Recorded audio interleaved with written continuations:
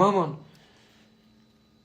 طب هذا الحكي بده لانه الموسيقى لما بتواكب مرحله معينه حساسه بتصير مثل الموسيقى التصويريه لفيلم. يعني مثل احنا هلا عايشين في فيلم اللجوء، والنازحين اللي صاروا اجزاء من مجتمعات مختلفه بدك تعمل لهم موسيقى تعلق بذاكرتها لهالمرحله. النازحين اللي بقلب سوريا هدول مين بيحكي عنهم؟ طيب قضايا المرأة والمجتمع دول مين بيحكي عنهم؟ هل يوجد عنا فنان بيطرح قضايا اجتماعية بطريقة بتشبه إذن المستمع وإنتاج ضخم؟ لا يوجد. طب أنا قادر ألبي هذه المتطلبات، بس بدي الجمهور يسمح لي. أنا عبالي أحكي عن هدول الناس؟ أنا ما بضل عم بحكي عن حبيبتي اللي تركتني من 7 سنين، خطيت أنا.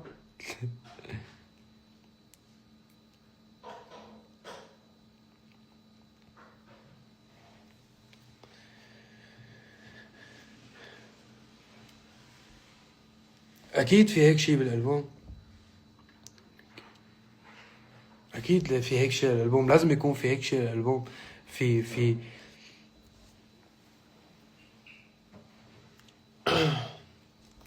الشأن الداخلي السوري هو بحاجة لوحده لألبوم. يا بيك الشأن الداخلي السوري هو لوحده لتعبر عن الشاب السوري اليوم أو العربي، هو لوحده بس بحاجة ألبوم، مش غنية تقدم له.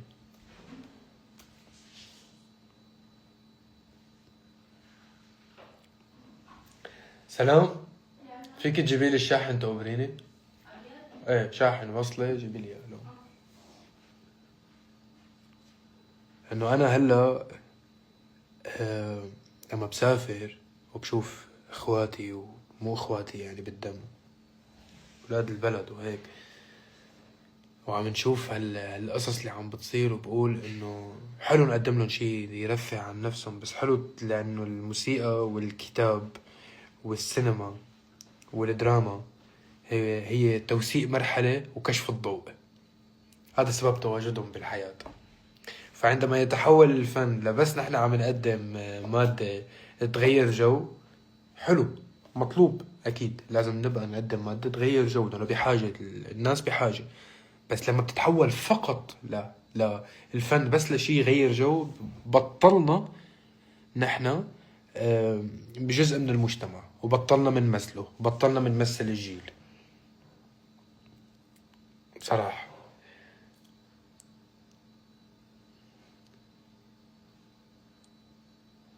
وأنا مالي حابب هالصورة لنفسي، أنا ما انوجدت هون لهيك. لما غنيت برضاك وقربان وغنيت أغنية يلي بعدها عايشة مع الفانز لليوم، يلي بيطلبوها بكل حفلة، أنا غنيتهم بناء على شي عايشه أنا وياهم، وعبالي غني عنه بوقتها، بغض النظر عن قديش رح يكون عليهم رقم بالنهاية على يوتيوب. وأنا واثق، يعني أنا واثق بالإنتاج وبالموهبة اللي الله عطاني إياها، الحمد لله رب العالمين، إنه دائما بتوصل لفئة كبيرة. مش هذا العسلان همه. بس لما بيكون في عندك فئة كبيرة من الجمهور عم تعطيك ضوء أخضر وتدعمك، تقلك إيه احكي عنا بهاي الأمور، لأنه الإعلام والصحافة وعد تفكر بيسمح لك. الإعلام والصحافة حالك شو بتعمل؟ أنت بتكون مقدم قضية اجتماعية قد الكون، بس جايبة 30 مليون بدل 100. الإعلام والصحافة السخفاء طبعا بيقولوا لك ها شوف، بيحكوك بالرقم، لانه هدول مش موجودين ليحكوا عن القضايا الاجتماعية، موجودين ليكونوا عم يحكوا عن السخافة.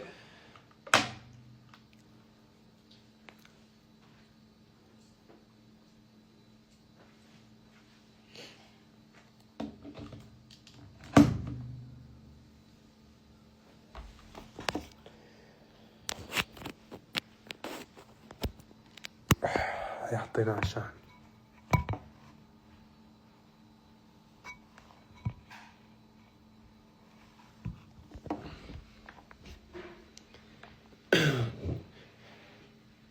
كيف تعرف ان العمل الفني نجح ووصل للناس؟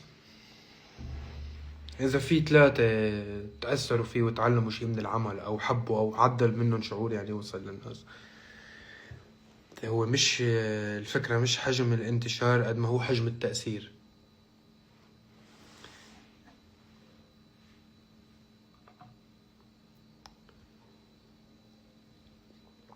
يعني في عندي أغاني أثرت وعملت لي جمهور قوي أكتر من أهم الهتات بحياتي،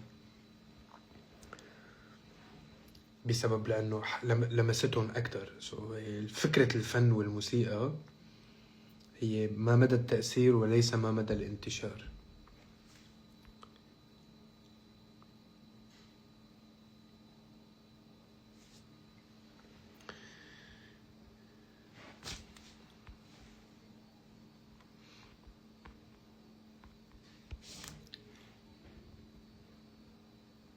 بس انه طبعا ما فيك تعمل تأثير بلا ما تعمل انتشار، والانتشار بيكون بطبيعة الحال متعلق بالقدر اللي انت يعني قديش بتقدر تشبه ناس وناس يشبهوك. هذا هو الانتشار. يعني الغنية لما بتجيب 100 مليون أو 200 مليون شي مهم طبعا، هذا انتشار. بس فيها تكون جايبة 700 مليون وما عملت صفر تأثير، لأنه غنية ما بتحكي عن شي، أو ما فيها جملة عاطفية أو لحنية لمست لك قلبك بشي. يعني اللي هي هذا المصطلح اللي اليوم متداول اللي اسمه ترند.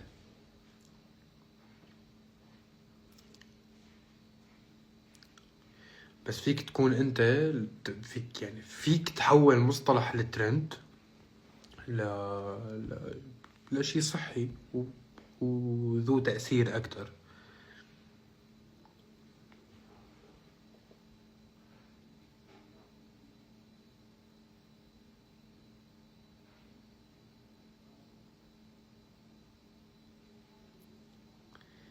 يعني لما كنت بتونس ولما كنت صراحة أنا هذا الحكي بناء عن تجربتي ما بعد الانتشار، ورجعت على بيتي وكنت أنا مؤخرا من أقل من شهر كنت بالرياض وجدة. كنت عم شوف العلاقة اللي بيني وبين المحبين والجمهور اللي الله عطاني إياهم،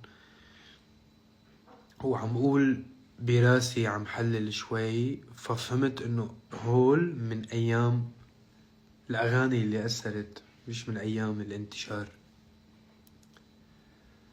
فإذا أنا بدي أعمل أغاني بتأثر، أنا بدي أعمل أغاني بتصيب القلب.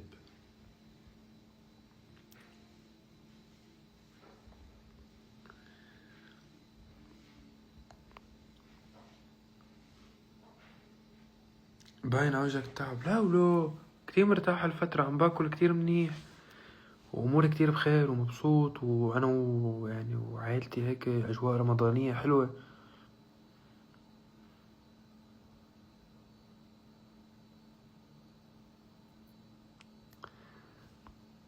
قول اسمي بليز، أمي عم تبهدلني بدي أخلص. طيب رارا، رارا أكيد مو اسمك رارا.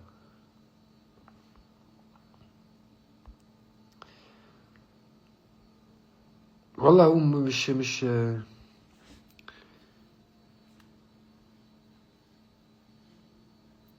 يوبرني ربك يا بيك. صاير جدي برو ماكس هلا كل هاد البهدلة والتنمر لاني مطول دقني شوي. والله احترنا معكم قصة ولا خليها.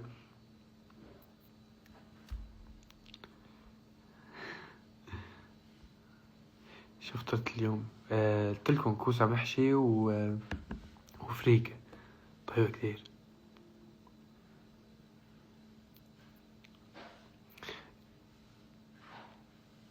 بدي ايفون وانا كمان.